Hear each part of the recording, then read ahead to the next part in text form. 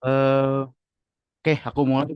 Bismillahirrahmanirrahim. Assalamualaikum warahmatullahi wabarakatuh. Shalom Om Swastiastu. Salam kebajikan. Salam sejahtera buat kita semua. Salam rahayu-rahayu buat teman-teman. Aku pertama-tama mau ngucapin terima kasih buat tim HCLND gitu ya, tim Human Capital Learning and Development yang sudah melaksanakan tugas pertamanya yaitu training general, yaitu data visualizations dengan tema Let's Grow, Learn and Visuals Together. Aku mau ngucapin banyak terima kasih nih buat tim Learning and Development karena sudah apa ya membuat acara learning ini dikemas dengan sedemikian rupa dan juga buat teman-teman internal Black Swan Community mudah-mudahan dengan apa ya tema yang kita angkat gitu ya bisa menjadi bahan untuk teman-teman untuk belajar ke depannya nanti soal data visualisasi. Dan juga terima kasih buat narasumber kita yaitu Kak Muhammad Najih gitu ya, atau Mas Najih gitu ya. Terima kasih Mas sudah datang dan juga buat teman-teman yang peserta umum gitu ya tanpa mengurangi rasa hormat juga terima kasih karena sudah bersedia gitu ya bergabung bersama kami di Training General pada malam hari ini. Terima kasih Kak Mimi, aku ucapin semoga sukses acaranya ke depannya tanpa ada hambatan sedikit pun. Terima kasih. Aku kembalikan ke Kak Mimi. Oke, makasih nih Kak Lingga atas sambutannya yang luar biasa ya. Oke nih, sebelum kita mulai acaranya, kita juga punya sambutan dari Ketua Pelaksana kegiatan kita malam ini loh. Ayo yuk Kak Satria dipersilakan waktu dan layar. Oke, terima kasih Kak Mimi atas arahannya. Selamat malam rekan-rekan Black Community. Selamat datang di training data visualisasi yang mana pada hari ini kita akan mempelajari banyaknya tentang apa itu data visualisasi di dalam lingkup HR. Tanpa mengurangi rasa hormat saya sangat berterima kasih kepada pihak-pihak yang turut andil dalam menggelarkan acara training data visualisasi ini, terutama dari Kak Lingga selaku founder dan Kak Naji selaku narasumber kita pada malam hari ini, dan pasti panitia atau tim, saya sangat-sangat berterima kasih atas digelarnya hari ini. Semoga dengan digelarnya acara malam hari ini, kita semua melakukan perkembangan setidaknya 0,5% dari hari kemarin. Dan semoga acara bergelar dengan lancar dan sukses. Terima kasih. Wassalamualaikum warahmatullahi wabarakatuh. Baik, terima kasih nih Kak Satria atas sambutannya. Oke, sebelum kita masuk ke sesi inti nih, aku mau bacain sedikit nih profil narasumber kita malam ini. Boleh operator silakan di text slide.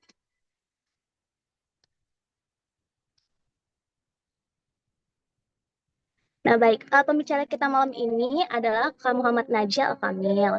Nah, beliau ini pernah menempuh pendidikan sebagai magister atau S2 psikologi dari Universitas Gadjah Mada. Saat ini beliau sedang bekerja sebagai Managing Director and Selection Manager Asia di Candina Group di Spanyol ya. Keren banget ya teman-teman. Nah, Kak Najih ini juga pernah menjabat sebagai co-founder dan juga HR Generalist di seatcareer.com. Selain itu, Kak Najih juga sering menjadi mentor karir di Edusoft, Telnesia, dan juga Ruang Guru. Kayak keren banget ya teman-teman pengalaman Kak Najih ini yang pastinya udah pengalaman banget nih di HR. Oke, semoga pengalaman beliau bisa menginspirasi kita semua ya malam ini. Ya sih.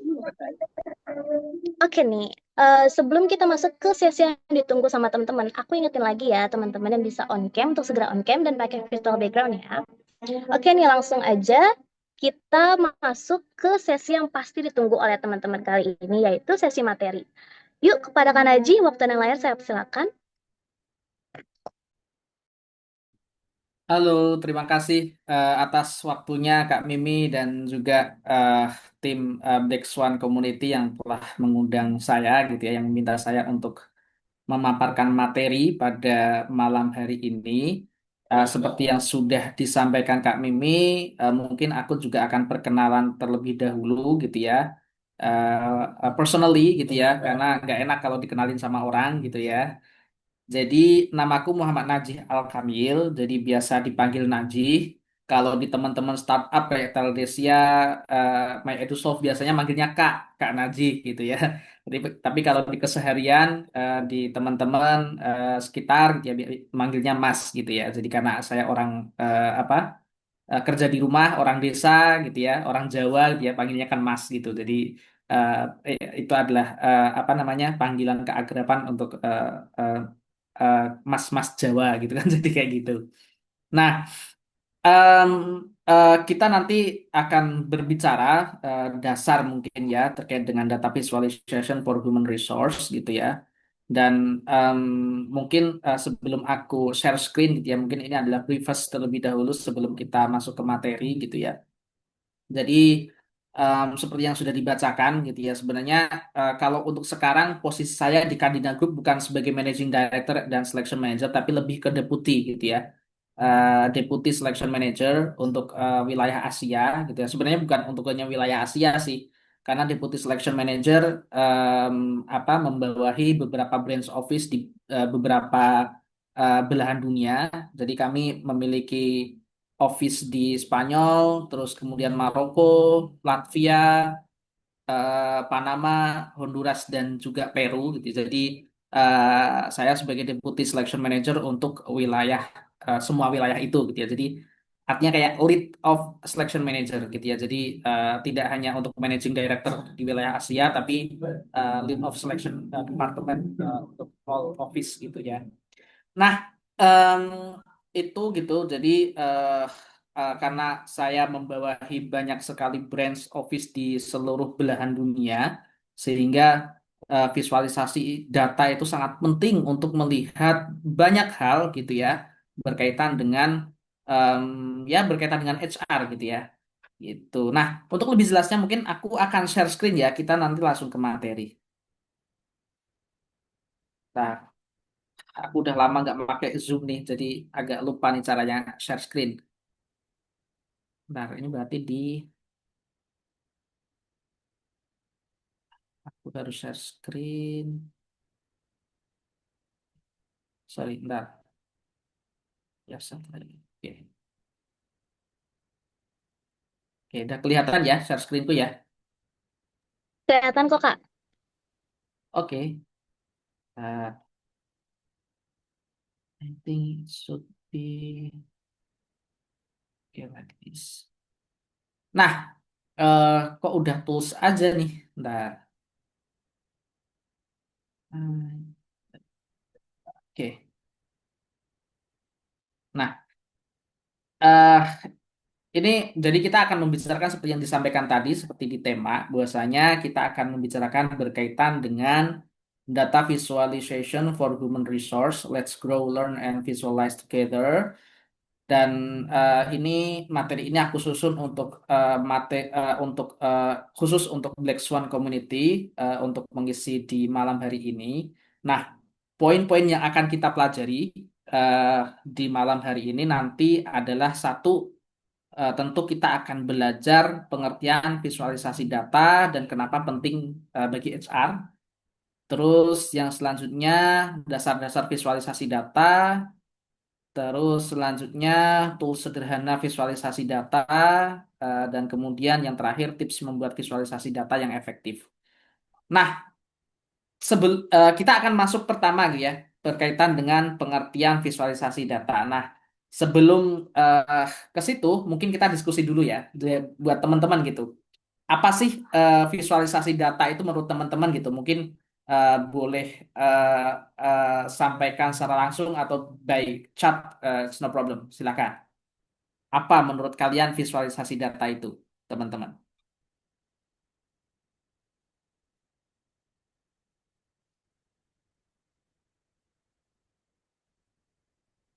Ada yang mau on cam, sorry, on mic? Ayo nih teman-teman yang bisa, jangan lupa ya teman-teman. Gak usah malu-malu, oke jawab aja. Oke, tidak ada benar salah sih ya. Jadi nggak ada benar salah gitu ya. Jadi just general insight dari kalian, no problem lah gitu. Data yang divisualkan, oke, dari Indra ya, manggilnya ya, Indra. Oke, data yang divisualkan Ada lagi mungkin menyederhanakan informasi, oke. Grafik atau informasi data agar mudah difahami, oke. Mengubah data angka menjadi gambar. Em, oke, jadi eh ya seperti yang disampaikan teman-teman ya, penyajian data dengan bentuk grafis dengan tujuan oke, proses mempresentasikan data menggunakan temuan visual oke, data dalam bentuk grafis ya, ya, oke. Teman-teman banyak sekali ya yang merespon ya. Ini Kak Putri tampilan atau visual informasi data ya, oke, thanks, very good. Nah, Em, itu tadi respon teman-teman semuanya benar ya. Jadi em, visualisasi data yaitu ya kita nggak jauh-jauh berbeda, nggak jauh-jauh ini ya, nggak jauh-jauh dari proses menyajikan informasi gitu ya, atau data dalam bentuk grafik, diagram, peta atau bentuk visual lainnya, sehingga em, pola, tren dan hubungan dalam data itu dapat lebih mudah difahami ya. Jadi intinya eh, visualisasi data itu adalah proses untuk menyederhanakan dalam penyajian informasi yang kompleks sebenarnya, dan itu disederhanakan eh, misalnya dalam bentuk grafik, diagram gitu ya, atau peta atau bentuk-bentuk visual lainnya lah. Jadi nggak perlu itu gitu ya. Jadi yang penting itu bisa mempermudah kita gitu ya untuk memahami apa sih yang ingin disampaikan oleh informasi tersebut dalam versi yang lebih sederhana gitu ya. Jadi apa itulah yang intinya dari visualisasi data itu gitu. Jadi em, eh, intinya adalah menyederhanakan informasi gitu ya. Nah, kenapa penting bagi HR gitu ya? Jadi di HR itu kan kita sering menangani data besar dan beragam gitu ya. Dari mulai karyawan gitu ya, rekrutmen, absensi, kinerja dan lain-lain itu kita menangani itu semua gitu ya. Jadi kayak misalkan aku as Deputy Selection Manager gitu ya, aku menangani beberapa branch office di seluruh belahan dunia, dan itu karyawannya kan banyak sekali gitu ya. Jika aku tidak kontrol data ini gitu ya, data yang besar dan beragam ini dengan visualisasi dia yang oke gitu ya, aku akan sangat ini ya, sangat apa kewalahan gitu ya. Apalagi Kadina Group perusahaanku sekarang itu adalah bergerak di bidang agensi di bidang maritim gitu ya. Jadi em, kita mencari kandidat atau para pelaut untuk kerja di laut, dan itu permintaan kita setiap hari itu puluhan gitu ya, sehingga yang apply pun gitu ya, bahkan di email saya pun setiap hari itu lebih dari 50 orang gitu ya, belum dari platform-platform yang lain gitu ya, dari database kita dan sebagainya. Sehingga ketika kita tidak mempunyai apa visualisasi data yang oke, ini akan kewalahan kita untuk tracking setiap prosesnya gitu ya. Apalagi kalau misalkan ketika karyawan ini terkait dengan absensi, apa yang mereka kerjakan setiap hari, capaian mereka, KPIs mereka gitu ya, target-target harian apakah terpenuhi atau tidak gitu ya. Terus kemudian nanti kalau terpenuhi apa kompensasi yang akan diberikan dan sebagainya gitu. Jadi itu sangat sangat kompleks ketika kita tidak menggunakan visualisasi data. Makanya ini penting gitu ya. Nah, makanya kita ingin mengubah data itu menjadi informasi yang mudah difahami gitu ya, sebagai cara untuk kita itu mengambil keputusan gitu ya. Karena apa? Kita dengan visualisasi data ini kita bisa mengidentifikasi masalah lebih awal. Nggak hanya dalam berkaitan dengan em, performance karyawan yang menurun gitu ya, tapi juga berkaitan dengan turnover misalnya, kenapa kok di bulan bulan-bulan katakanlah di summer itu banyak sekali karyawan yang nggak mau berlayar di laut gitu ya. Oh, karena dingin banget misalnya kayak gitu kan. Nah, ini apa konsekuensi yang harus kita lakukan gitu ya, atau em, solving problem yang harus kita rencanakan gitu ya, agar ini tidak terjadi dan kita tidak tidak kekurangan suplai karyawan gitu ya. Jadi seperti itu. Misalnya kayak absensi. Kenapa kok misalnya eh, di eh, di bulan-bulan tertentu atau di hari-hari tertentu ini kok banyak sekali orang yang absen. Oh, ternyata setelah kita ambil kesimpulan bahwasanya orang-orang yang absen ini mereka misalnya mereka daftar PNS gitu ya, sehingga dia itu kita perlu pahami gitu ya. Jadi itu kita perlu kita pahami. Terus kemudian rekrutmen juga gitu ya, apalagi rekrutmen gitu ya, karena eh, setiap kali kita buka katakanlah job ini ya, apa job position gitu ya, yang apply bisa ratusan ya, sehingga ketika kita tidak mempunyai visualisasi data yang oke, kita akan kewalahan untuk track berapa sih yang apply, terus kemudian yang lolos berapa gitu ya, yang interview berapa, terus kemudian yang katakanlah yang lolos technical test itu berapa gitu ya, yang approve berapa gitu. Jadi kita perlu perlu melihat itu gitu. Nah, ini juga bisa digunakan gitu ya. Kenapa penting? Bagi HR itu visualisasi data itu penting untuk dijadikan sebagai insight ke manajemen itu dengan jelas dan mudah gitu ya, sehingga tanpa banyak sekali kata gitu ya, jadi tinggal ngasih grafik ini gitu ya, jadi apa kesimpulannya tinggal sampaikan. Kita akan ngasih katakanlah warning letter ke orang ini gitu ya. Ini sudah warning letter ke sekian dan konsekuensinya seperti ini misalnya kayak gitu kan. Oh ini misalnya di sales gitu, kita kekurangan orang gitu ya karena turnover tinggi untuk di bulan ini, sehingga kita akan nyari apa kandidat lagi gitu. Jadi kayak gitu. Jadi dengan visualisasi data tersebut kita akan lebih mudah untuk menyampaikan insight ke manajemen, keputusan apa yang akan kita ambil dan seterusnya. Nah, ini kenapa penting bagi HR gitu ya. Nah, selanjutnya kita akan masuk ke dasar-dasar visualisasi. Nah, dasar-dasar visualisasi ini, oke.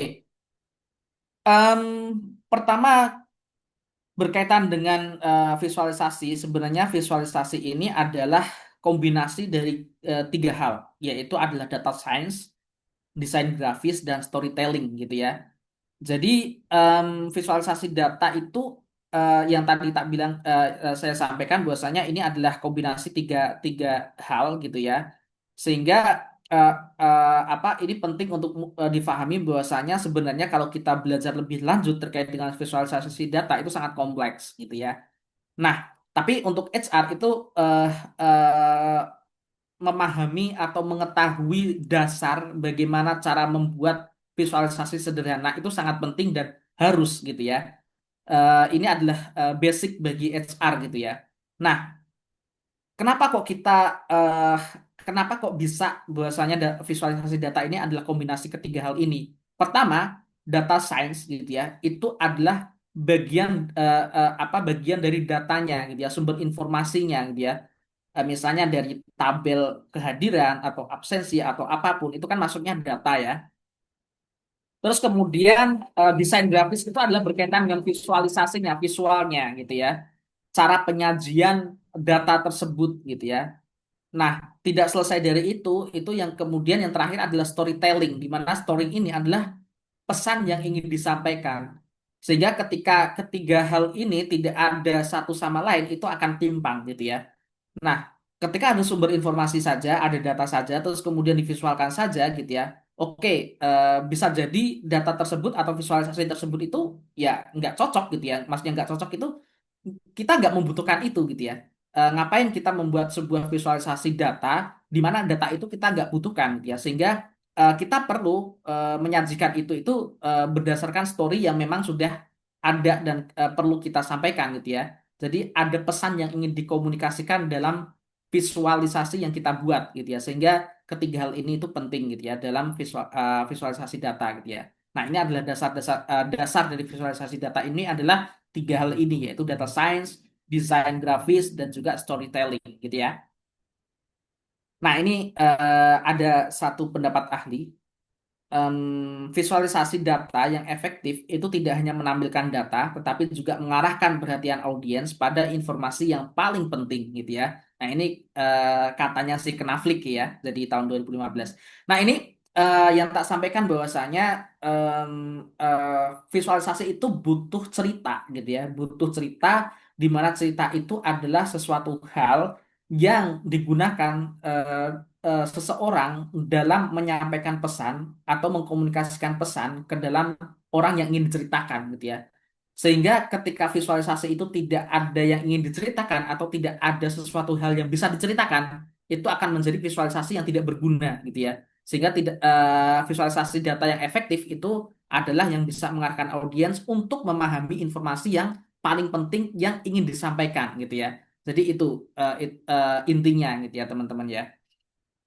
Nah, ini jenis-jenis data dalam HR yang umum dianalisis ya teman-teman. Jadi ada data karyawan, ini bisa usia, gender, masa kerja, departemennya apa gitu ya. Terus kemudian bahkan sampai kemudian dia sudah punya anak atau belum untuk berkaitan dengan pemberian bonus atau tunjangan gitu ya.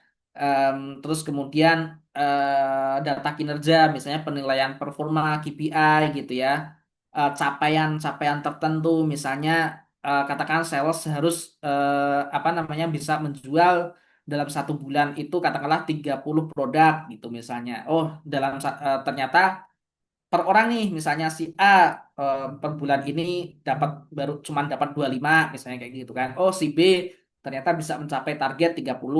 Jadi itu bisa dijadikan sebagai sarana untuk memahami eh, dan mengetahui mana sih karyawan dengan KPIs dan performa terbaiknya dan terburuknya siapa misalnya kayak gitu. Nah, kemudian yang ketiga itu data absensi. Tentu data absensi ya berkaitan dengan kehadiran, keterlambatan, lembur gitu ya, dan lain-lain gitu. Terus kemudian data rekrutmen. Ini terkait dengan jumlah pelamar seperti yang aku sampaikan tadi, waktu perekrutan gitu ya, kapan gitu ya, terus sumber kandidat. Jadi kita perlu tracking gitu ya. Ini data ini masuknya rekrutmen itu dari mana gitu. Misalnya dari LinkedIn kah atau dari platform sosial media atau misalnya job portal kayak misalnya kayak Glints dan sebagainya gitu ya. Mana yang lebih banyak dan mana yang lebih efektif gitu ya. Kita perlu menganalisis itu gitu ya. Sehingga di kemudian hari kita akan menggunakan untuk posisi ini cocoknya diposting di ini saja misalnya kayak gitu kan. Jadi kita nggak buang-buang waktu misalnya kayak gitu. Nah, terus yang kemudian yang terakhir adalah data kompensasi, misalnya kayak gaji, tunjangan, tunjangan, bonus gitu ya, social security misalnya kan. Jadi biasanya seperti itu gitu ya data kompensasi ini. Nah, ini jenis-jenis data dalam HR yang umumnya dianalisis gitu ya bagi kita sebagai HR. Nah, kemudian jenis-jenis visualisasi. Kalau jenis-jenis visualisasi tentu tak kira teman-teman secara basic udah mengetahui ya apa apa aja gitu ya. Ini kebanyakan sudah ada di Microsoft Excel gitu ya. Nanti kita akan ngobrol lebih lanjut berkaitan dengan itu. Sorry, aku ngecas laptop dulu. Nah, eh, ada bar chart gitu ya. Tapi ini jenis-jenis visualisasi ini kita harus sesuaikan dengan apa ya kecocokannya gitu ya. Kecocokannya digunakan untuk apa gitu ya. Kadang kita seringkali kita itu ini ya menggunakan jenis-jenis visualisasi ini terlalu memaksakan untuk apa padahal itu tidak sesuai gitu ya untuk digunakan untuk itu gitu. Nanti kita bahas lebih lanjut. Nah, ada jenis grafiknya, ada beberapa jenis grafik dan kapan harus digunakan dan contohnya di HR gitu. Nah, jenis grafik ini misalnya kayak bar chart gitu ya. Ini kapan digunakan yaitu ketika kita ingin memperbandingkan antara antar beberapa kategori gitu ya atau ya beberapa kategori gitu ya. Nah, biasanya contoh yang biasa digunakan itu kita ingin melihat jumlah karyawan per departemen misalnya. Itu bisa pakai itu gitu ya. Terus kemudian jenis grafik lain gitu ya, line chart gitu ya. Ini digunakan untuk melihat tren dari waktu ke waktu. Jadi misalnya kayak turnover per bulannya berapa, atau misalnya penjualan sales per bulannya itu berapa gitu, misalnya kayak gitu. Atau aplikan misalnya per month itu berapa, misalnya kayak gitu. Jadi kita bisa ngelihat apa pakai line chart ini. Nah, terus kemudian yang selanjutnya adalah pie chart gitu. Nah, ini untuk menunjukkan proporsi gitu ya. Misalnya komposisi gender misalnya. Terus kemudian prosentase apa namanya antara em, bisa digunakan juga prosentase banyaknya karyawan di sebuah perusahaan by misalnya departemen em, HR itu berapa orang, terus berapa persen gitu ya, terus kemudian sales itu berapa persen, terus kemudian digital marketing itu berapa persen gitu ya, terus kemudian di selanjutnya gitu ya, jadi itu bisa digunakan untuk itu. Nah, terus kemudian yang selanjutnya ada histogram. Histogram ini em, digunakan untuk distribusi data gitu ya. Jadi misalnya kayak sebaran usia karyawan gitu ya. Nanti contohnya ada di belakang misalnya.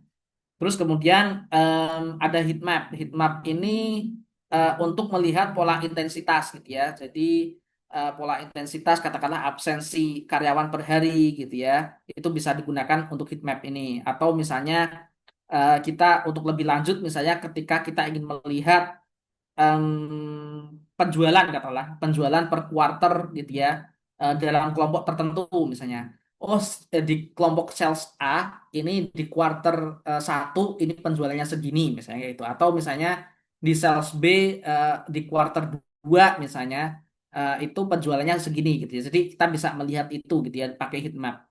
Terus kemudian yang selanjutnya adalah funnel chart gitu ya. Ini berkaitan dengan digunakannya ketika ada proses bertahap gitu ya. Misalnya dari ini rekrutmen misalnya. Jadi dari proses katakanlah getting CV dia itu berapa, terus kemudian yang oke itu berapa, yang dipanggil interview itu berapa, yang lolos interview berapa, terus kemudian selanjutnya yang approve berapa gitu ya. Jadi kayak tahapan rekrutmen itu yang tadi. Nah, ini contohnya gitu. Contohnya seperti ini. Ini jenis-jenis visualisasi data ini yang bar chart seperti yang tak bilang tadi. Em, Misalnya kayak jumlah karya kita bisa melihat jumlah karyawan di HR, di finance berapa, gitu ya, marketing berapa, sales berapa, gitu ya, IT berapa, operation berapa, gitu ya. Ini penting untuk dilihat biasanya untuk apa namanya melihat keseimbangan antar departemen gitu ya. Dan ini bisa juga digunakan untuk melihat apa namanya oh berarti kebutuhan untuk saat ini yang paling banyak itu di mana? Oh karena ini kita sekarang memang sedang pengembangan sistem gitu ya. Jadi lebih banyaknya itu di IT gitu ya misalnya gitu ya. Oh, karena misalnya kita itu bergerak di bidang agensi gitu ya. Oh, yang paling banyak itu di bidang selection gitu ya. Karena yang di agensi gitu ya, kita harus supply karyawan di beberapa perusahaan gitu ya, sehingga yang paling penting itu adalah di selection gitu ya. Misalnya kayak gitu. Oh ini kita beban banyak ini di marketing gitu ya. Padahal kita nggak butuh marketing banyak-banyak karena kita nggak sedang di apa fokus ke marketing. Nah, ini kita bisa melihat dari sini gitu ya. Terus kemudian line chart seperti ini gitu ya, turnover karyawan per bulan, misalnya kita bisa melihat itu gitu ya. Oh, kenapa kok Maret ini kita, sorry, di Februari ini kita tinggi banget ini yang resign gitu ya.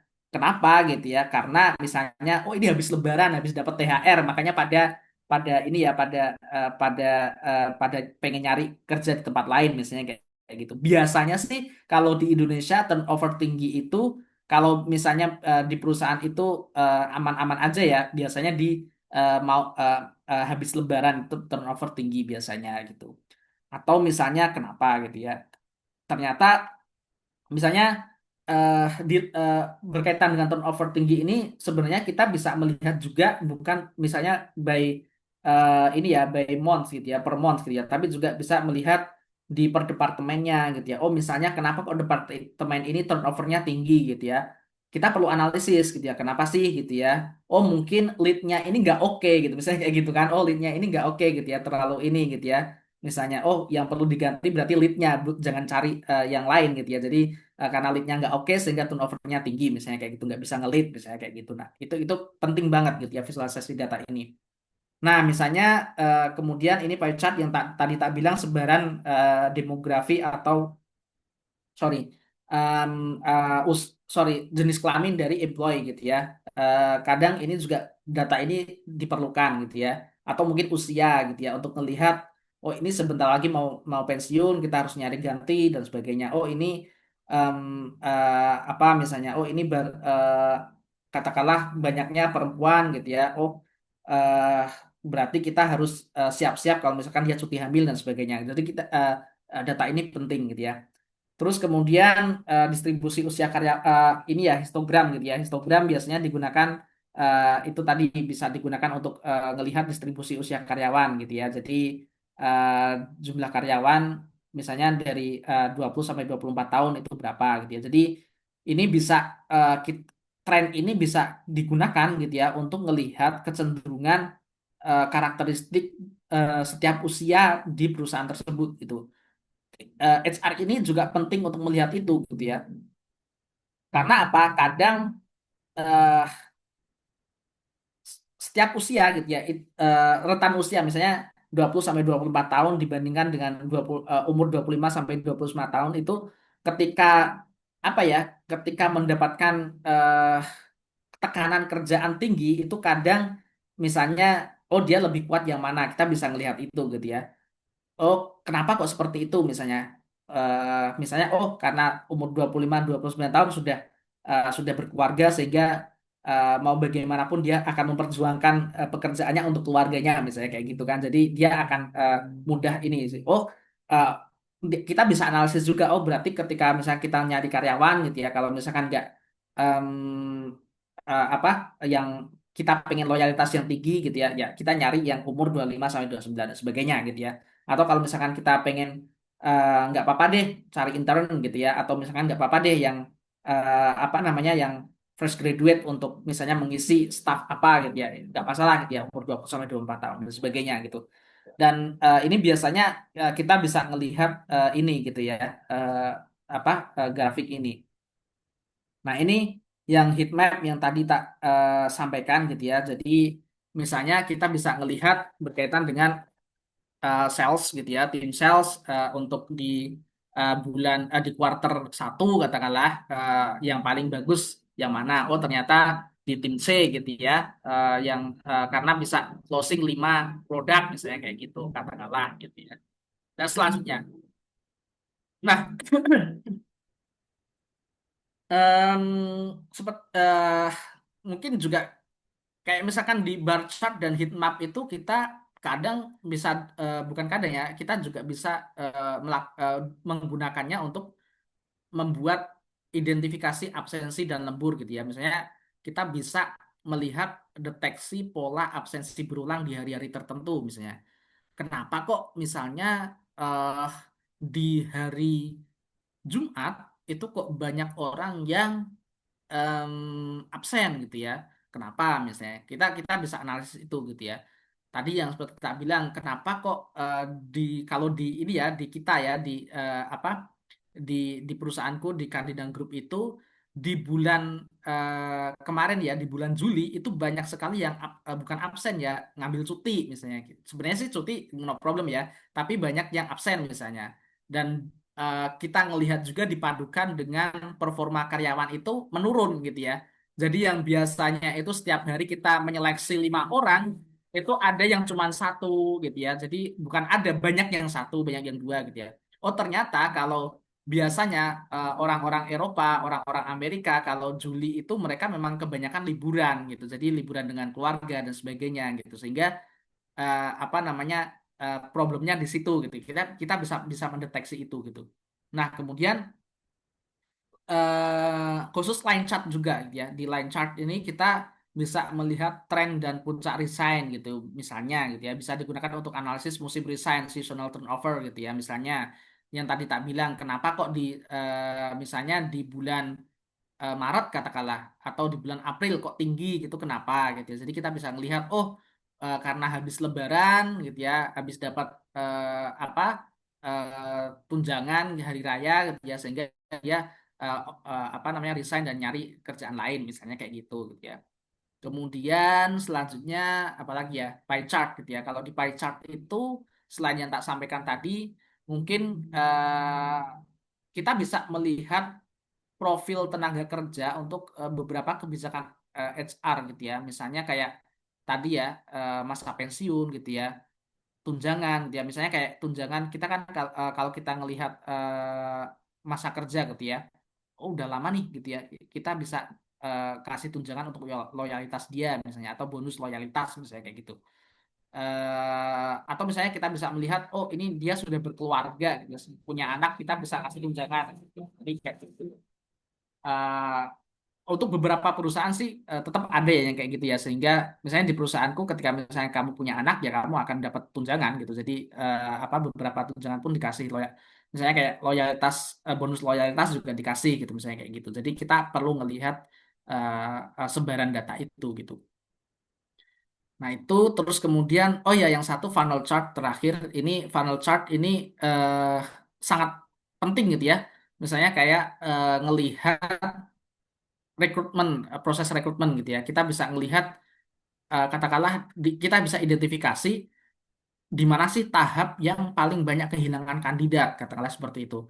Oh ini ya, misalnya ada 262 potensial kandidat yang teridentifikasi gitu, katakanlah seperti itu. Terus kemudian setelah proses selanjutnya, ini hanya ada 79 yang dikontak. Ini kita bisa cari tahu kenapa kok banyak banget yang nggak dikontak gitu, misalnya kayak gitu kan. Kita bisa analisis itu gitu.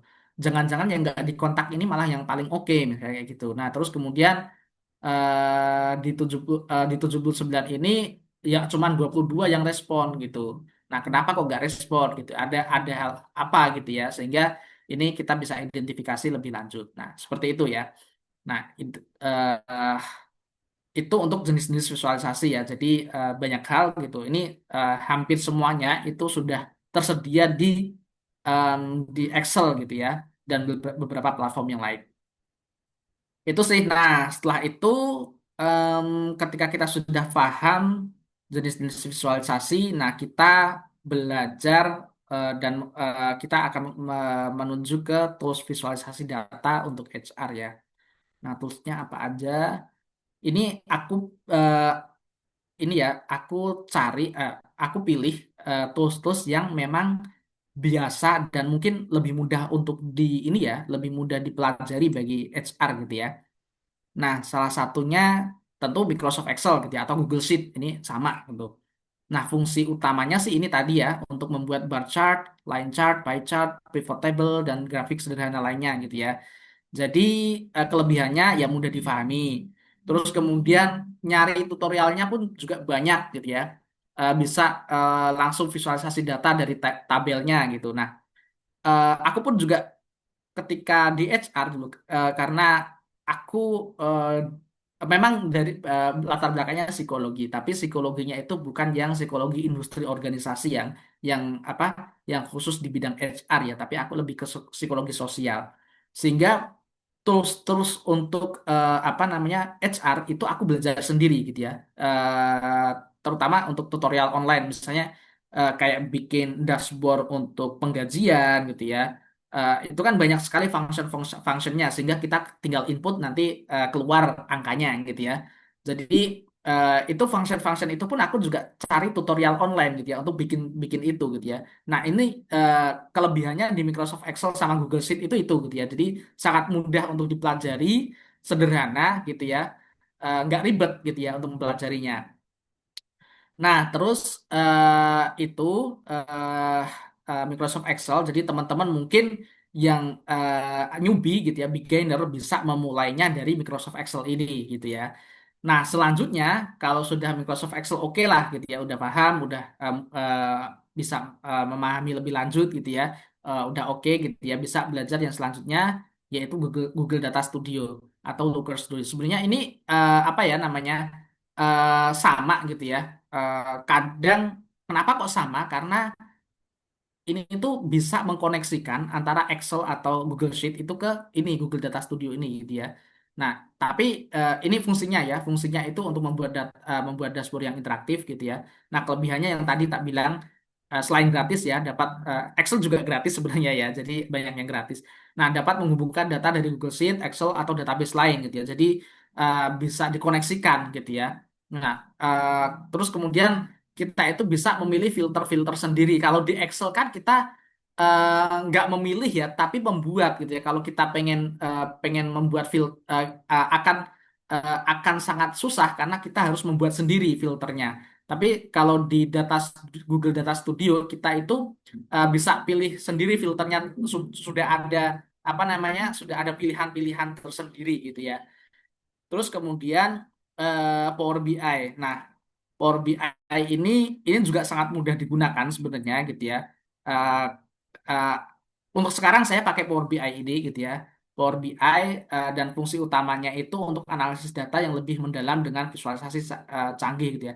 Dan ini memang benar-benar sangat canggih untuk sebagai sarana untuk visualisasi data.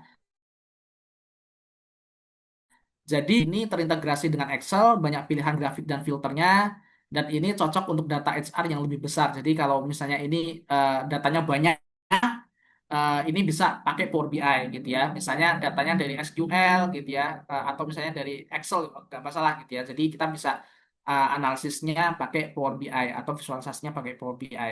Kalau di Kadina di tempatku itu datanya itu based on SharePoint gitu. Jadi kan kita pakai Microsoft Teams gitu ya, Microsoft Teams untuk apa eh, project management sistemnya gitu ya. Jadi menggunakan Microsoft Teams dan untuk reporting harian gitu ya, itu pakai SharePoint gitu ya. Jadi ngisi SharePoint terus kemudian nanti langsung terintegrasi dengan Power BI gitu ya. Dan ketika kita sudah menggunakan Power BI ya sangat mudah, hanya sebatas yang penting refresh data, nanti datanya sudah langsung berbentuk apa grafik dan sebagainya. Tinggal kita download, kirim ke manajemen gitu. Cuman itu aja. Jadi sangat sangat sangat mudah gitu. Jadi tanpa banyak klik gitu ya. Jadi kalau pakai Power BI yang penting datanya sudah komplit di di SharePoint-nya ya kita tinggal melakukan satu klik aja sudah selesai gitu. Nah, itu tools-tools yang mungkin aku rekomendasikan gitu ya. Sebenarnya ada kayak Tableau gitu ya. Itu juga bisa digunakan gitu ya. Atau lebih expert lagi mungkin pakai Python dan sebagainya itu ada bisa juga gitu ya. Kalau tapi itu levelnya kalau kayak Python itu sudah ke data analis bukan untuk HR ya, tapi memang dia base-nya IT gitu ya, yang bekerja untuk data analis gitu.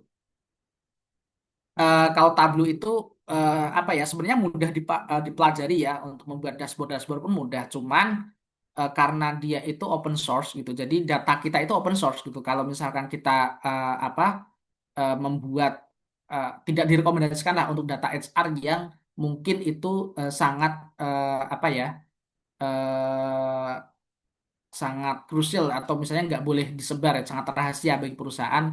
Kalau misalnya kita menggunakan Tableau itu jangan gitu ya karena itu semua orang bisa mengakses data itu gitu ya jadi nggak rahasia.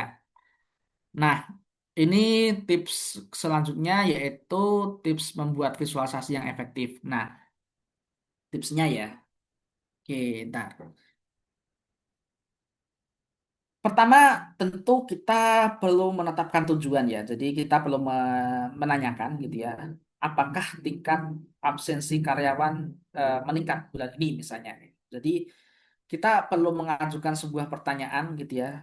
Artinya apa kita memiliki tujuan gitu. Eh, Tujuan-tujuan yang ingin dicapai atau ingin disampaikan untuk kita bercerita gitu ya. Data ini pengen bercerita tentang apa sih gitu ya. Jadi kita perlu mengajukan pertanyaan itu pada diri kita sendiri atau berdasarkan dari kebutuhan di perusahaan tersebut gitu ya.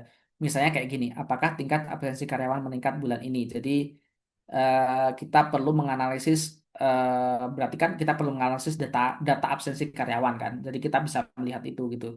Nah, kita perlu memiliki tujuan pertama gitu ya. Misalnya kayak kita pengen analisis KPI misalnya, oh aku misalnya pengen ngasih tunjangan ke karyawan misalnya. Oh, aku pengen berarti aku melihat performance karyawan nih gitu ya. Nanti aku akan ngasih bonus bagi karyawan yang performance-nya paling bagus gitu. Jadi kayak gitu. Oh, misalnya aku pengen mempromosikan karyawan untuk posisi tertentu karena posisi tertentu ini kosong gitu ya. Misalnya di lead of HR misalnya atau ya misalnya lead of HR manager lah karena seperti itu ini kosong gitu ya sehingga aku pengen mempromosikan seseorang. Nah, kita bisa melihat ini dijadikan sebagai sebuah tujuan gitu ya untuk memvisualisasikan data. Nah, akhirnya ketika kita melihat bahwa oh performance paling tinggi adalah si A gitu ya. Oh, ini yang dipromosikan. Jadi sesimpel itu kita harus memiliki tujuan. Terus selanjutnya pilih jenis grafik yang tepat gitu ya. Nah, em, kenapa kok kita perlu memilih grafik yang tepat? Karena bisa jadi kalau kita itu memilih grafik yang tidak tepat, itu malah tidak bisa menyampaikan apa yang ingin kita sampaikan gitu ya. Jadi misalnya kayak bar chart gitu ya, seperti tak sampaikan tadi, ini bagus untuk digunakan untuk melakukan perbandingan kategori misalnya. Line chart itu tren dari waktu ke waktu, terus kemudian pie chart proporsi bagian dari keseluruhan gitu ya, misalnya gitu. Terus kemudian histogram itu berkaitan dengan distribusi data. Jadi kita perlu paham gitu ya, kegunaan yang tepat itu seperti apa gitu. Nah, karena kesalahan umumnya gitu ya. Nah, ini seperti yang tak sampaikan tadi di awal gitu ya. Kita itu seringkali kebanyakan gitu ya memaksakan pie chart gitu ya, yang seperti itu tadi untuk data yang punya terlalu banyak kategori gitu ya. Misalnya kayak kategori usia, kategori jenis kelamin dan sebagainya gitu ya. Karena kita anggap bahwasanya oh pie chart itu sangat sederhana gitu, bulat terus kemudian dipotong-potong gitu ya persentase gitu ya. Tapi kan nggak bisa digunakan untuk semua data gitu ya. Jadi kita nggak bisa gitu ya kalau misalnya terlalu banyak kategori jangan pakai pie chart lah gitu ya. Pakai yang lain gitu. Misalnya kayak histogram atau line chart oke lah gitu ya. Jadi tapi kalau pie chart jangan gitu. Bar chart masih bisa masuk lah kalau misalkan ada dua tiga kategori masih bisa masuk gitu ya. Tapi kalau untuk pie chart susah, bukan susah, memang nggak bisa gitu. Seperti itu. Nah, terus kemudian selanjutnya, tips selanjutnya yaitu kita perlu menggunakan warna secara strategis gitu. Nah, misalnya gunakan warna untuk membedakan kelompok atau menyoroti poin-poin penting. Misalnya kayak saya ini bikin visualisasi untuk PowerPoint gitu. Yang poin penting ya tak tak bold gitu ya, yang bold kuning misalnya. Terus kemudian kita juga perlu menghindari penggunaan terlalu banyak warna yang membingungkan. Nah, contohnya ini contoh nih gunakan warna merah untuk menunjukkan performa rendah. Nah, seperti itu gitu ya. Jadi kalau di perusahaanku kita juga sering setiap hari kita menggunakan warna itu gitu ya. Jadi kan ada beberapa kategori rekrutmen misalnya. Karena kita adalah agensi gitu ya. Send to owner gitu ya. Jadi kandidat sudah send to ke klien gitu ya. Terus kemudian em, oke sorry pertama adalah nggak ada kandidat gitu ya. Terus kemudian send to owner, kita sudah ada kandidat dan sudah kita send ke owner. Terus kemudian approve gitu ya. Jadi kalau nggak ada kandidat itu merah gitu ya. Terus kemudian kalau send to owner itu orange. Terus kemudian kalau approve itu hijau gitu ya. Jadi itu untuk mempermudah gitu ya. Untuk mempermudah deteksi apa namanya karyawan yang approve atau enggak atau misalkan posisi mana yang belum keisi gitu. Jadi gunakan warna-warna tersebut untuk menunjukkan mana sih yang paling penting di data ini gitu. Nah, terus kemudian selanjutnya adalah minimalkan chart junk. Artinya apa? Ini kurangi elemen-elemen visual yang tidak terlalu penting gitu ya. Misalnya katakanlah grid terlalu tebal gitu ya. Misalnya terus kemudian elemen-elemen 3D yang berlebihan itu dihindari aja gitu ya. Fokus aja pada data yang data yang ingin disampaikan saja gitu ya. Jadi jangan sampai pakai dekorasi yang berlebihan. Cukup yang dibutuhkan aja. Jangan terlalu ini ya ada hal-hal elemen visual yang mengganggu dan sebenarnya tidak penting gitu. Terus kemudian gunakan label dan skala dengan jelas gitu. Misalnya ini adalah sebuah aksis harus jelas dan mudah dibaca gitu. Terus kemudian label kategori singkat dan informatif. Itu kan misalnya kayak tadi ya yang tak misalnya kita ngelihat di ini ya. Sorry, balik dulu ke bentar. Ah, bentar.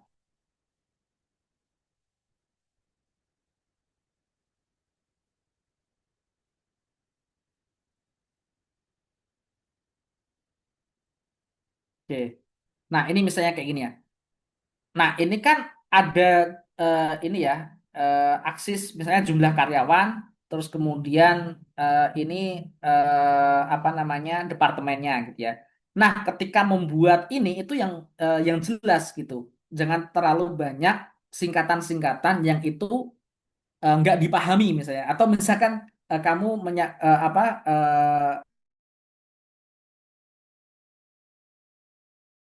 mengkecil gitu ya, terlalu panjang, jadinya kan nanti nabrak sampingnya gitu ya. Kadang seperti itu sehingga tidak terbaca gitu ya. Jadi gunakan sesuatu apa kalaupun misalkan harus pakai singkatan itu pakai singkatan yang memang dipahami semua orang, misalnya HR gitu ya, IT ini penting gitu ya.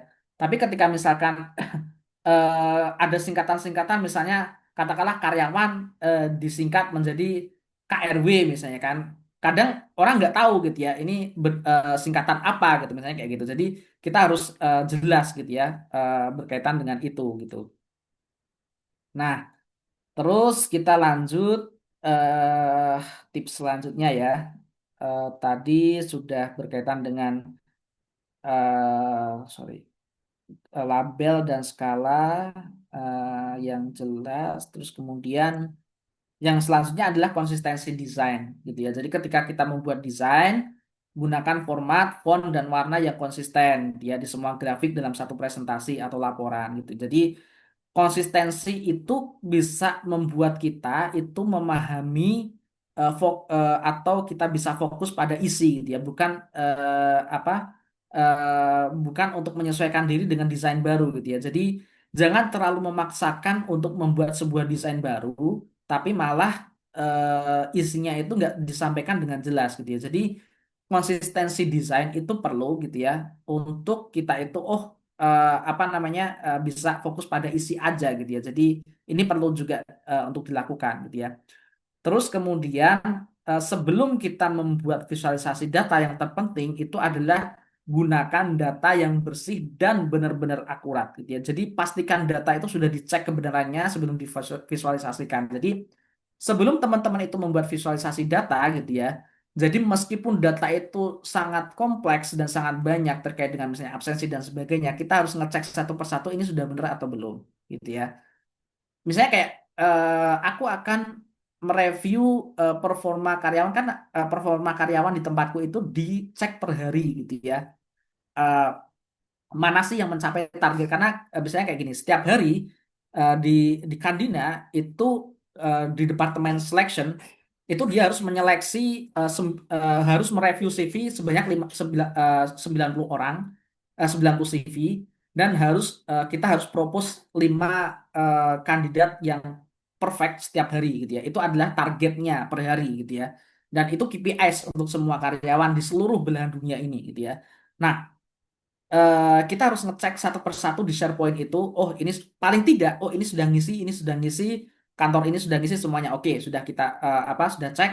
Kita kemudian baru memvisualisasikan. Jangan sampai ketika misalkan ketika kita melihat, oh ini salah ngisinya gitu ya. Jadi yang harusnya diisi satu ini diisi 5 misalnya kayak gitu. Jadi kita harus apa namanya harus benar-benar ngisi ngecek sebelum kita membuat visualisasi. Nah, karena kesalahan data itu akan membuat visualisasi itu yang menyesatkan gitu ya, yang seharusnya dia nggak ada warning letter, malah dia dapat misalnya kayak gitu. Atau yang harusnya itu dia mendapatkan promosi, oh malah dia itu kena warning misalnya kayak gitu. Jadi itu sangat sangat krusial gitu ya. Jangan sampai kita menyajikan data yang belum bersih dan kita belum ngecek itu sudah akurat atau belum gitu ya. Itu penting banget. Yang paling penting ini sebenarnya gitu ya. Yang paling penting ini karena kesalahan itu berujung pada nasib karyawan kita gitu ya. Jangan sampai seperti itu. Nah, eh, kemudian tak kira ini adalah slide yang terakhir gitu ya, teman-teman. Desain visualisasi yang buruk dapat membuat data menjadi tidak berguna gitu ya atau bahkan menyesatkan seperti yang tak sampaikan tadi sehingga kita perlu teman-teman untuk benar-benar ngecek double check gitu ya make sure again berkaitan dengan data kita sudah oke atau belum sudah bersih atau belum baru kita membuat visualisasi data gitu ya jadi teman-teman tak kira itu yang bisa aku sampaikan. Mungkin kita lanjut diskusi ya teman-teman ya gitu. Jadi silakan bagi teman-teman yang ingin sharing diskusi atau kita bisa ngobrol lebih lanjut gitu ya teman-teman ya. Oke, thank you. Aku butuh minum dulu. Silakan teman-teman. Aku kembalikan ke moderator. Oke, Kak. Makasih banyak nih Kak udah sharing ya. Ternyata ya data visualisasi itu nggak bisa sembarangan ya guys. Tadi kita belajar mulai dari definisinya, jenis visualisasi apa yang cocok dengan datanya. Terus ada juga nih tools-toolsnya kayak Excel, Power BI, Google Data Studio, dan sebagainya. Tadi juga kita udah dikasih tahu tips ya, mulai dari warna yang benar, lalu juga kurangi elemen berlebihan dan juga sebagainya ya. Oke, makasih banyak ya Kak atas materinya yang benar-benar ngedaging banget nih. Aku juga banyak nyatet tadi barusan selama presentasi Kakak tadi. Oke, aku tahu nih teman-teman pasti nggak sabar untuk mulai diskusi ataupun bertanya sama Kak Naji. Tapi sebelum itu nih, kita ada sesi ice breaking nih teman-teman. Jadi kita istirahat dulu ya teman-teman setelah kita tadi ada materi dan sebagainya. Jadi pertanyaannya bisa di-keep dulu ya teman-teman. Oke nih, untuk sesi ice breaking kali ini aku akan serahkan ke Kak Hilmi ya, teman-teman. Silakan Kak Hilmi. Kami kesempatan dan waktunya. Jadi teman-teman, kali ini kita sudah memasuki sesi ice breaking. Tapi sebelum itu mungkin aku kenalan dikit dulu kali ya. Kenalin aku Hilmi yang akan memandu sesi ice breaking kali ini gitu. Jadi setelah kita menerima materi gitu ya, Kak Najis, menerima ilmu-ilmu dan pengetahuan-pengetahuan yang cukup berdaging gitu ya.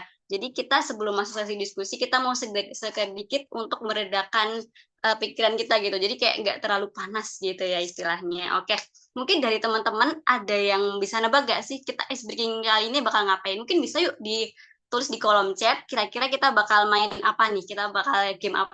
Boleh yuk diramein yuk.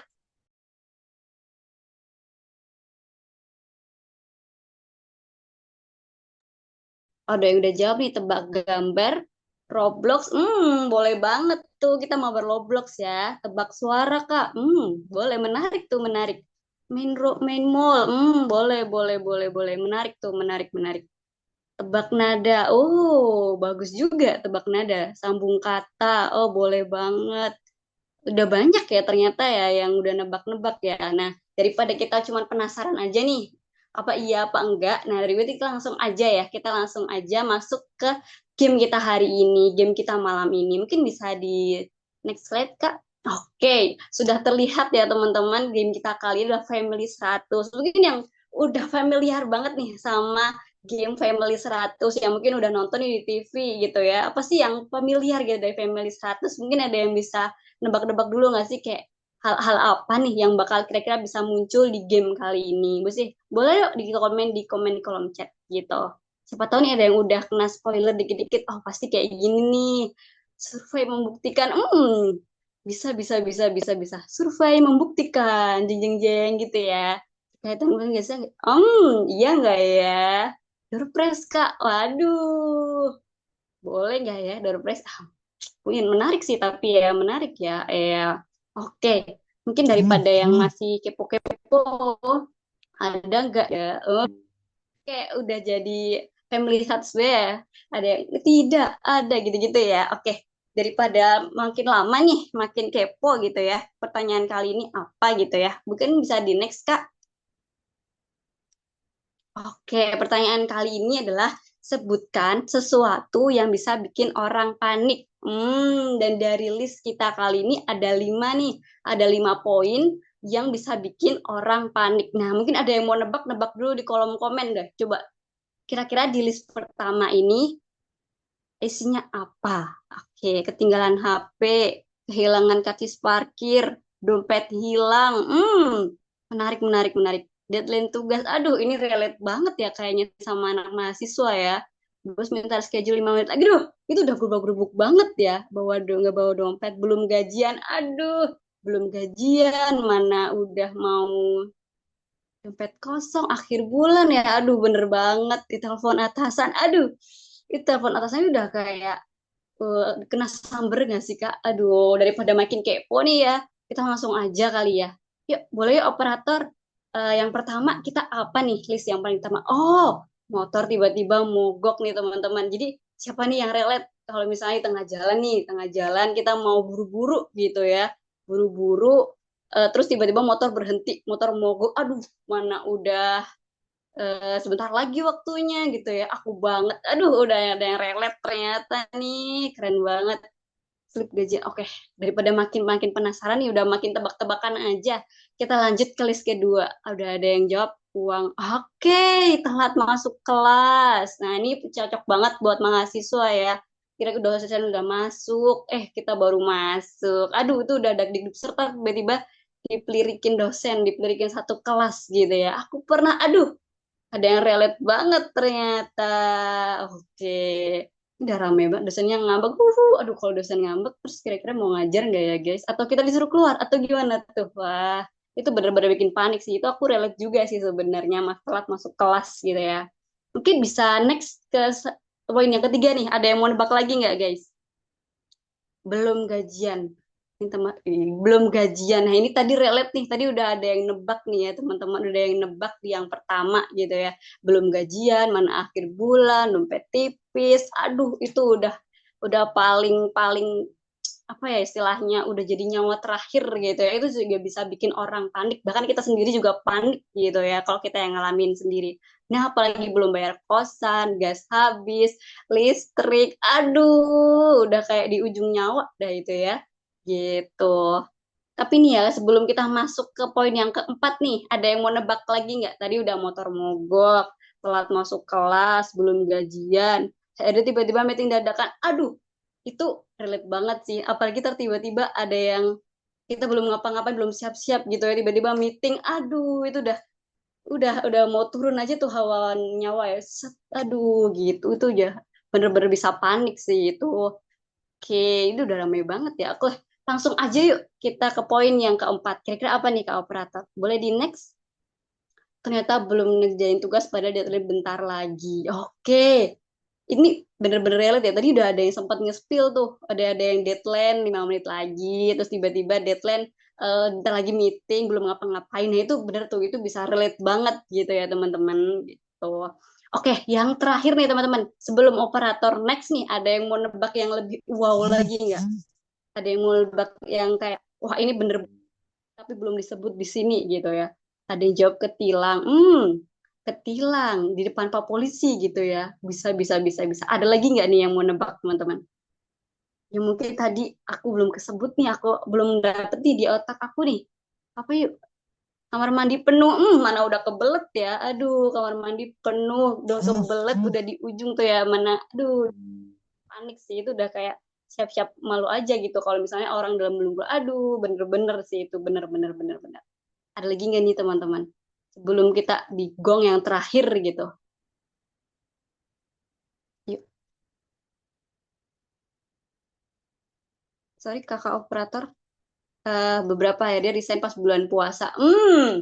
Itu udah kayak apa ya istilahnya bener-bener repot ya karena kan udah bulan puasa terus bentar lagi Lebaran gitu ya. Waduh, itu bener-bener bisa bikin panik sih. Aku setuju banget sih gitu. Terus gimana nih Kak Operator? Mohon ditunggu ya teman-teman ya. Oke. Mana susah kali kan itu. Ya, lihat banget sih itu. Apalagi kita sebagai HRD gitu ya. Oke, yuk kita langsung next aja nih kakak operator. Next aja yang kelima adalah gongnya ditilang di jalan. Bener, tadi udah ada yang nge-spill tuh ditilang di jalan. Ternyata bener, bener banget tilang di jalan nih. Tiba-tiba kita lagi buru-buru ya kan. Tiba-tiba buru-buru, tiba-tiba kita lupa kalau misalnya saat itu tuh ada tilangan gitu. Dan kita nggak lengkap. Misalnya ada SIM ketinggalan dan segala macam. Dan akhirnya aduh udah di hadapan Pak Polisi, udah serem banget itu bener banget itu serem banget itu langsung udah kayak aduh itu aku relate banget teman-teman itu aku pernah gitu ya apalagi suruh bayar aduh ya kalau dompetnya nggak kebawa waduh itu udah makin makin panik gitu ya teman-teman di depan Pak Polisi nggak persiapan gitu ya udah kayak aduh ya wassalam ya teman-teman ya seperti itu itu aja kali ya, karena 5 list kita udah kejawab semua nih ya soal-soalnya, dan semua dari jawaban teman-teman nih ada yang masuk juga nih di sini gitu kan.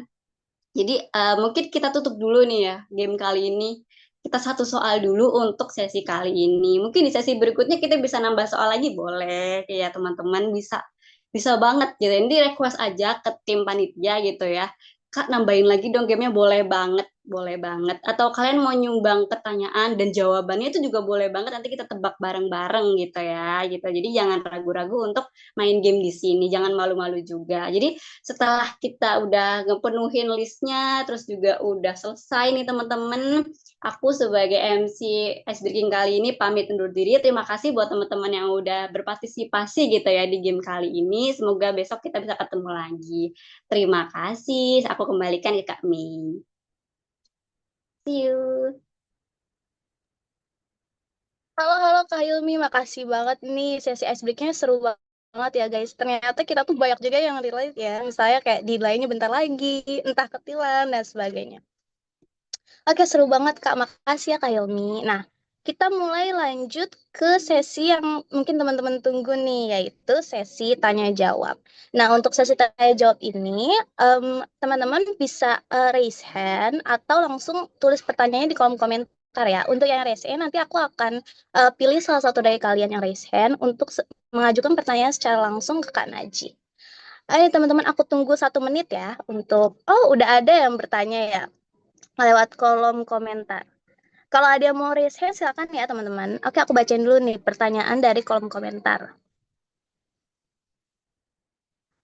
Bagaimana tips untuk mengumpulkan data-data apa saja yang bisa ditampilkan dalam satu kategori dashboard? Ini kan Aji kira-kira gimana nih jawabannya? Halo, thanks ya untuk Mas Edu gitu ya. Bagaimana tips untuk mengelompokkan data-data apa saja yang bisa ditampilkan dalam satu kategori dashboard gitu. Nah, sebenarnya kita tergantung tujuannya apa gitu ya. Jadi misalnya kayak apa namanya kita per tujuan aja gitu ya. Jadi pengelompokan data itu sesuai dengan tujuan gitu. Jadi nanti kalau tujuannya lain, nanti kita bikin visualisasi data yang lain gitu atau kelompokan data yang lain. Jadi misalnya tujuan kita adalah untuk KPIs performa karyawan gitu. Jadi tabel-tabel yang dimasukkan atau yang dikelompokkan data-datanya adalah berkaitan dengan performance karyawan gitu. KPIs misalnya KPIs untuk apa di apa namanya di apa di tim sel gitu ya atau tim marketing itu adalah untuk mencapai target penjualan per bulan katakanlah 50 gitu ya. Terus kemudian apalagi gitu ya selain penjualan, oh bisa promosi ke katakanlah 100 orang. Terus kemudian apalagi targetnya. Kadang kan ada beberapa target tuh gitu ya, nggak hanya menjual aja, tapi juga misalnya mempromosikan gitu ya. Oh engage gitu ya, misalnya oh di apa di Instagramnya itu berapa engagementnya gitu ya. Atau misalkan dari semua orang yang dikontak itu berapa yang balas gitu ya. Itu bisa masuk ke kategori itu gitu ya. Jadi pengelompokan data itu penting apa disesuaikan dengan tujuannya dan apa namanya kita nggak mungkin kalau data sales gitu ya kita kelompokkan dengan data lain misalnya di data apa data HR gitu ya nggak relate gitu ya karena tujuannya akan berbeda jadi pengelompokan data itu sesuaikan saja dengan tujuan apa dari grafik yang ingin dilihat gitu ya jadi kalau data yang pengen dilihat itu berkaitan dengan KPIs di KPI atau KPI itu ya KPI lah ya di KPI di tim marketing ya semua data berkaitan dengan apa namanya KPI di tim marketing target-targetnya itu dikelompokkan semuanya gitu ya. Terus kemudian begitu juga di HR gitu ya KPI-nya apa gitu ya. Jadi itu untuk misalnya untuk melihat performa di HR gitu ya. Misalnya dia bisa ngerekrut berapa orang gitu ya atau apa kalau di rekrutmen gitu ya. Itu semuanya dikelompokkan. Ya, jadi tipsnya adalah ya tadi gitu ya. Apa namanya dikelompokkan sesuai dengan tujuannya gitu. Ya. Tujuannya apa gitu ya. Terus kemudian dikelompokkan gitu sih paling. Kira-kira menjawab juga atau ada yang mau disampaikan lagi? Oke Kak, berarti aku bantu summarize ya Kak. Mungkin untuk jawaban pertanyaan itu lebih disesuaikan dengan pengelompokan data. Oke, mungkin ada pertanyaan lain?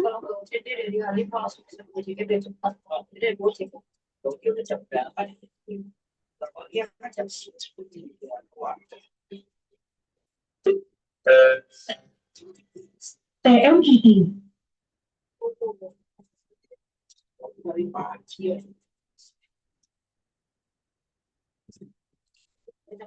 Oke nih, ada yang raise hand, silakan. Oh, Bintang malam Kak akan Najib. Silakan terlihat Kak Christian. akurasi Ya. pada Ya, Silver Pearl. suara aku sudah North terdengar. Academy. Please mind the platform gap. Halo, halo.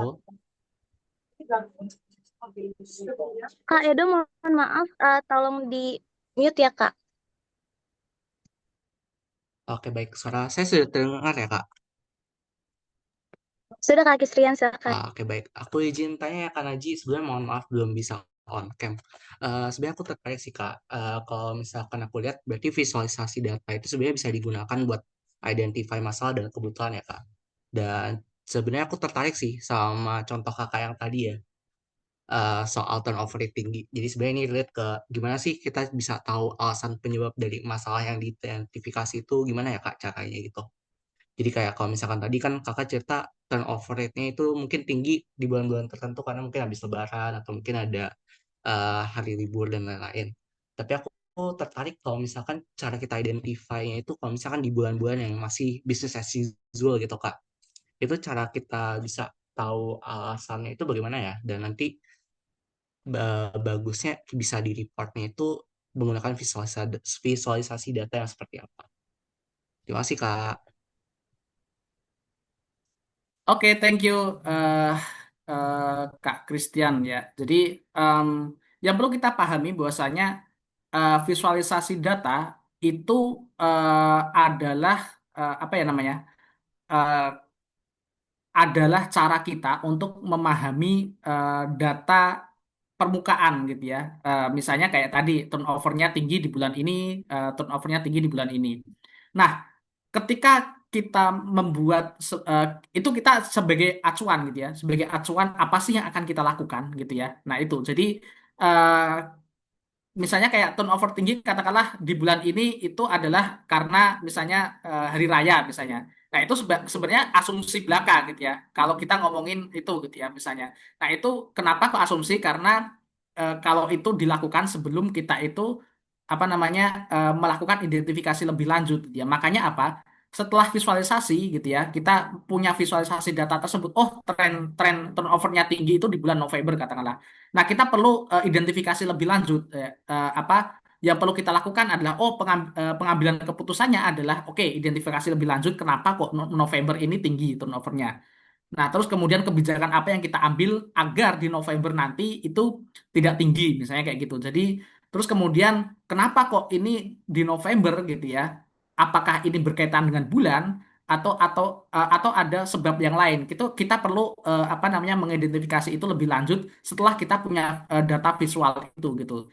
Jadi, artinya apa? Ketika kita pengen tahu alasan lebih lanjut kenapa kok turnover tinggi di misalnya bulan-bulan tertentu atau di saat-saat tertentu, itu kita juga harus melakukan identifikasi lebih lanjut sebagai HR gitu ya. Jadi kita perlu apa namanya identify gitu ya, eh, membuat analisis gitu ya.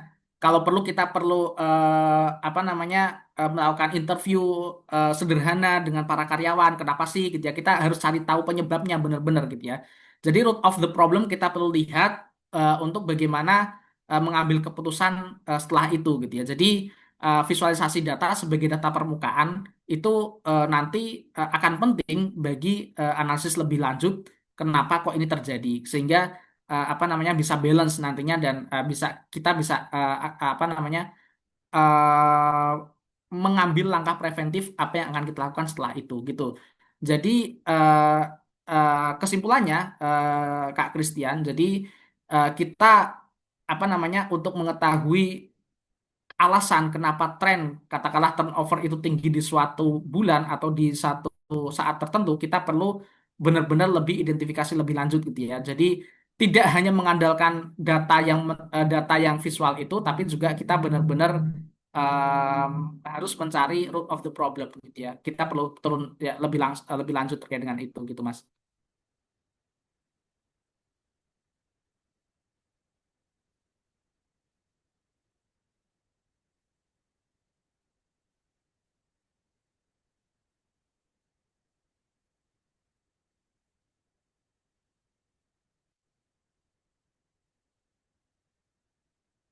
Oke, baik. Terima kasih Kak Najat atas jawabannya dan juga Kak Christian atas pertanyaannya. Mungkin aku akan ambil satu pertanyaan lagi ya untuk sesi tanya jawab ini.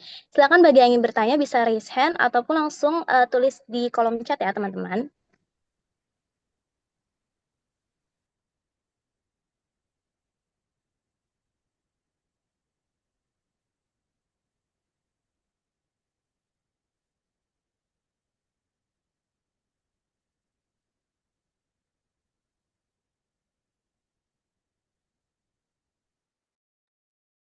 Oke, ternyata ada pertanyaan nih dari Mbak Popi. Oke. Yaitu bagaimana memilih untuk menggunakan bar chart atau histogram dalam menampilkan data. Secara tampilan keduanya memang hampir sama. Ini bagaimana Kak Najim jawabnya? Silakan Kak Naji. Oke, ya memang kita kalau melihat di bar chart kalau sama apa namanya program itu kan memang hampir bar chart itu digunakan itu kalau datanya itu bersifat kategorial, misalnya nama, label atau kelompok gitu ya. Jadi kayak contohnya tadi itu kan kayak di bar chart itu, bentar, di bar chart itu kan ada kayak HR, finance, marketing, sales gitu kan. Jadi itu kan nama kelompok gitu ya, kelompok-kelompok tertentu gitu ya. Jadi kayak misalnya divisi karya itu kelompok divisi karyawan gitu ya, atau misalnya katakanlah jenis kelamin laki-laki, perempuan dan sebagainya, atau merek produk misalnya katakanlah kita di sebuah grup dan menjual beberapa produk, misalnya katakanlah jual HP, jual apa namanya Tupperware atau apa gitu ya, semuanya kayak gitu, jadi yang bersifat kategorial. Tapi kalau histogram itu numerik, continue, misalnya kayak tadi, kalau di contohnya tadi kan, sorry, rentan umur 20 sampai 24, 25 sampai 29 kayak gitu. Jadi kan rentan umur gitu ya yang diukur gitu ya. Jadi itu bedanya apa bar chart sama apa histogram gitu. Nah, eh yang paling terlihat itu ya yang bisa kita apa bedakan gitu ya. Jadi yang paling penting adalah tadi untuk bar chart itu bersifat kategorial, dan histogram itu untuk yang bersifat numerik dan kontinu. Gitu sih paling.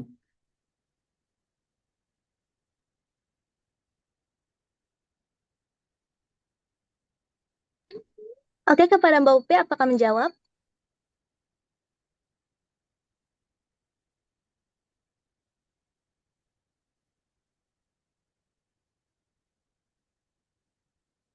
Oke, baik. Semoga terjawab ya pertanyaan Mbak Popi. Oke, kita akan langsung lanjut ke sesi berikutnya. Em, Oke, mungkin bisa operator bisa segera next slide.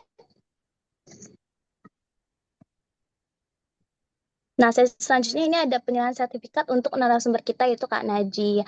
Ini hanya simbol terima kasih kecil sih Kak, apresiasi kecil dari kami Black Sound Community karena Kakak bersedia untuk meluangkan waktunya menyampaikan materi yang sangat berdaging dan sangat bermanfaat ini Kak malam ini. Bisa segera di next slide, operator? Oke, mungkin aku ingin meminta operator untuk dokumentasi sekalian kali ya Kak Naji. Jadi aku, Kanaji, dan juga sertifikat mungkin bisa untuk dokumentasi.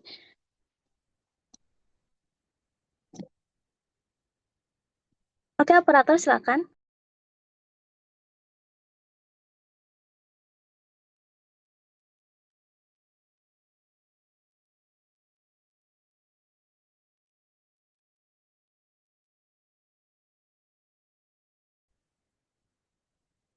Oke, operator apakah udah aman nih dokumentasinya?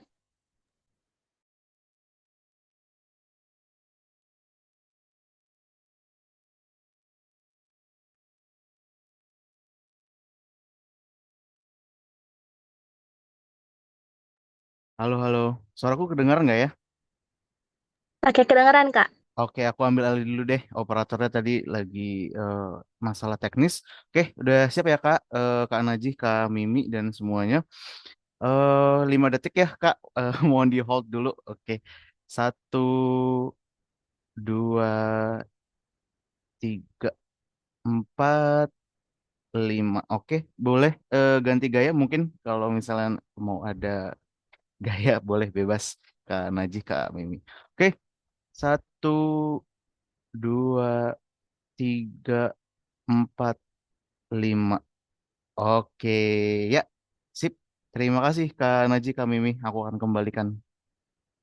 Ya, makasih ya Kak Lingga. Oke, eh makasih banyak ya Kak Naji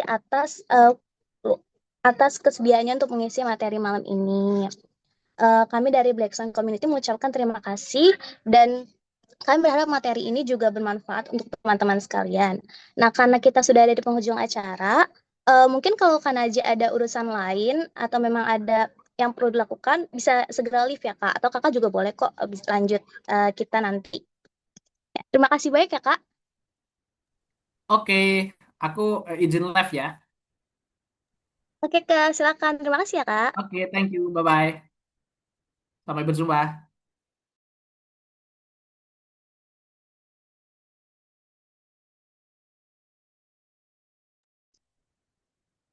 Oke, nah teman-teman, kita udah sampai di penghujung acara dan seperti yang kalian mungkin tahu dan lihat di poster, selain sertifikat, kita juga bisa mendapatkan mini portofolio loh teman-teman sebagai output bahwa kalian sudah menyelesaikan webinar Data Visualization for HR ini. Oke, mungkin untuk penjelasan mengenai mini portofolio bisa langsung aku berikan ke Kak Satria ya. Silakan Kak Satria jelaskan tentang mini portofolio ini gimana nih Kak? Oke, terima kasih Kak Mimi atas arahannya. Nah, baik teman-teman, seperti yang sudah ditampilkan ya.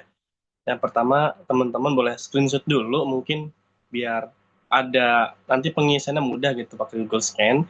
Itu ada linknya, ada PS Learning Portfolio. Nah, kemudian untuk pengumpulannya itu ada di nomor poin kedua, dan untuk deadline-nya itu kita di hari Selasa 12 Agustus 2025. Nah, untuk mini portfolio ini bersifat wajib untuk internal Black Swan, dan peserta umum itu tidak wajib untuk mengumpulkan ya. Nah, kemudian internal dan peserta umum publish di LinkedIn. Untuk mini portofolionya ini tuh resmi ataupun di Instagram, dan jangan lupa tag di Instagram kami yaitu Black Swan Community atau @hondam.id.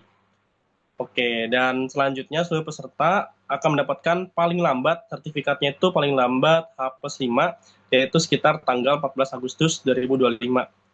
Oke, itu aja Kak Mimi atas arahannya. Saya kembalikan ke Kak Mimi. Oke nih teman-teman, untuk mini portofolionya bisa kalian upload di LinkedIn ataupun media sosial lain sebagai bukti kalau kalian sudah menyelesaikan data visualisasi ya teman-teman.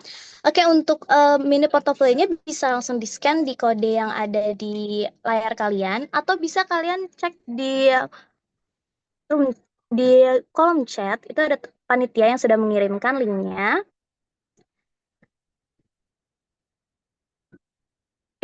Untuk peserta umum, walaupun kalian tidak mengerjakan mini portofolio, kalian bisa tetap mendapatkan sertifikat ya teman-teman. Setelah 5 hari, paling lambat 5 hari setelah acara. Oke, mungkin next slide Kak.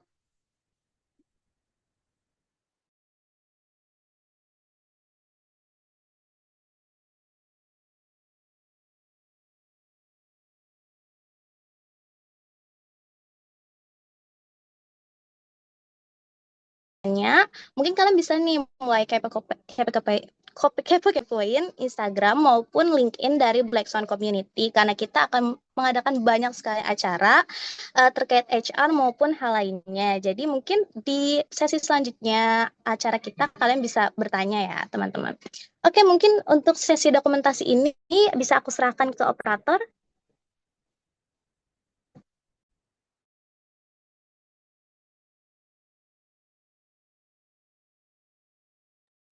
Oh, ini kakak operator ada yang nanyain absensi, mungkin bisa segera di floor lagi absensinya.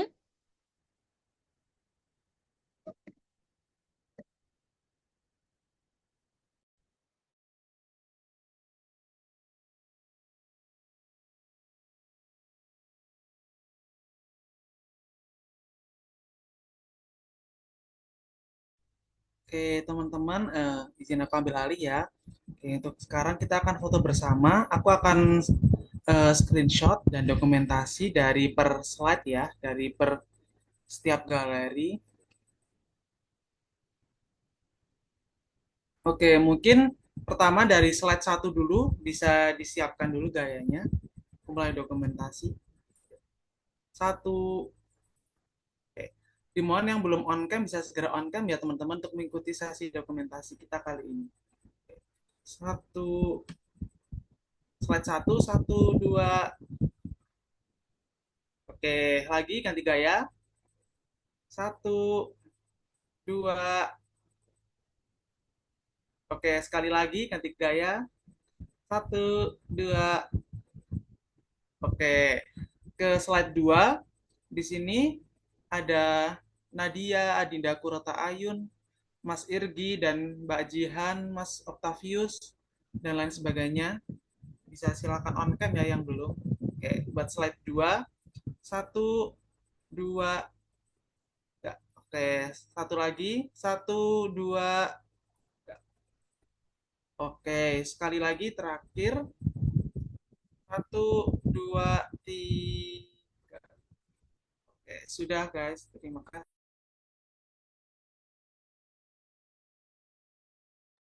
Oke, makasih ya Kak Bias.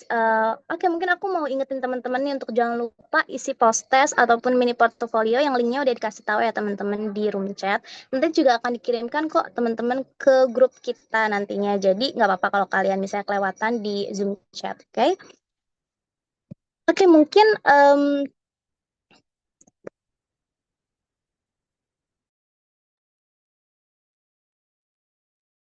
oke, mungkin karena kita udah ada di sesi penutupan nih ya.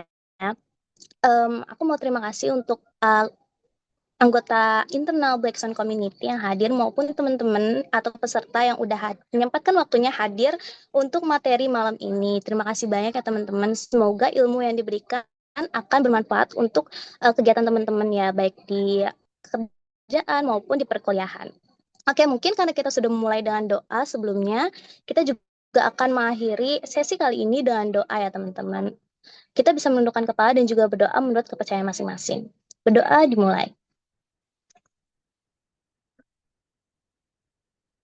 Oke, mungkin berdoa selesai ya teman-teman. Sekali lagi aku mengucapkan terima kasih banyak kepada teman-teman yang udah hadir dan juga anggota internal Black Swan yang udah hadir. Oke, jangan lupa ya teman-teman untuk mengerjakan mini portofolio maupun post test yang telah disediakan. Oke, mungkin sekian dari kami Black Swan Community. Terima kasih banyak teman-teman. See you ya di general training lainnya. Kita juga ada loh teman-teman general training selanjutnya itu tentang decision making. Jadi cocok banget nih untuk teman-teman yang sering banget kerepotan untuk memutuskan antara konflik A maupun konflik B. Oke, baik teman-teman. Terima kasih banyak.